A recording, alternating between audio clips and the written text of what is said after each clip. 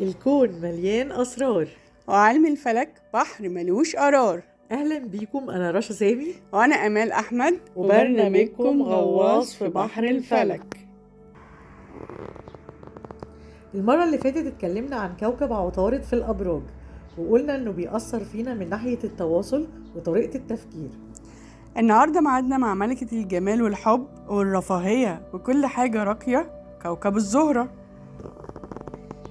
الأول لازم نعرف إن كوكب الزهرة بيأثر علينا في حبنا للجمال والفن والرفاهية والثروة، وفي طريقتنا في التعبير عن الحب. الله الله على فينوس، طاقة الأنوثة والنعومة، المزة بتاعة الكواكب اللي بتوهبنا الحب وكل حاجة جميلة. نبدأ بالأبراج النارية، يعني الزهرة في الأبراج النارية اللي هم الحمل والأسد والقوس، والمعروف عنهم الاندفاع، الحماس، سرعة الاشتعال، العصبية والإسراف. يعني كل حاجة مبالغ فيها، زي النار لما بتمسك في حاجة ما تسيبهاش إلا لما تبقى رماد. يلا بينا نتكلم عن الزهرة لما تكون في برج الحمل، يعني الشخص اللي بيتولد والزهرة عنده في برج الحمل. ده بيكون صفاته إيه؟ إنه عاطفي جدا، بيحب من أول نظرة، العاطفة عنده زي النار، يعني الحب مولع في الذرة. مندفع جدا، عفوي موت، متحمس على طول، مرح واجتماعي، بيعشق التشويق والإثارة، المغامرة بتجري في دمه. عصبي جدا وبيبص تحت رجليه وما يعرفش يخطط للمستقبل ولا بيعمل حساب لبكرة. مسرف جدا وماشي بمبدأ اصرف ما في الجيب يأتيك ما في الغيب. يكره الروتين جدا، فكرهم مستقل، ما يحبوش يقيدوا نفسهم بالعادات والتقاليد. صريح جدا، بيحب حريته قوي، ورغم عاطفته الشديدة وتعلقه بحبيبه بس بيكره القيود العاطفية جدا وما بيحبش انها تقيد حريته. كفاية كلام كده عن الزهرة في الحمل، وندخل على الكينج برج الأسد والزهرة لما تكون عنده. اللي فات حمادة واللي جاي حمادة تاني خالص. الزهرة في برج الأسد مبهدلة الدنيا ومخلية الناس مجنونة ثروة، بتعشق المظاهر وبتدور على الفخامة في كل حاجة.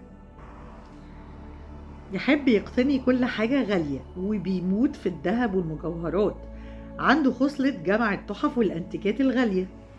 وعشان هو ملك واخد طبع الملوك، العيشة المرتاحة والطبع الراقي والدماغ الرايقة اللي ما بيحبش الكلاكيع خالص.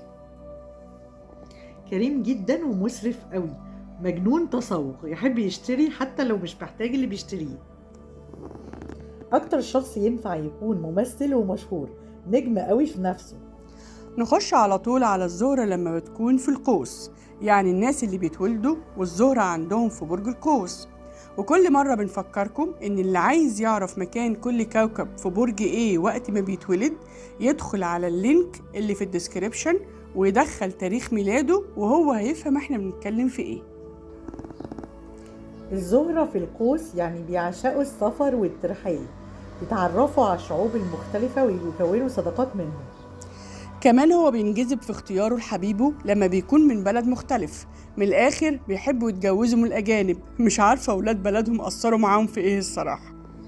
ما يحبوش جواز الصالونات، وبيتخنقوا قوي من عادات الجواز المبالغ فيها، زي القايمة والعفش والمهر الأوفر الزيادة عن اللزوم. يعني بيتجوز بس مفيش حاجة تحبس حريته. الحب عنده مغامرة فارس، عايز يخطف حبيبته على الحصان ويهرب بيها بعيد عن عيون كل الناس. بيعشق الفلسفة، وأهم صفة في حبيبته إنها تكون دماغها متوافقة معاه.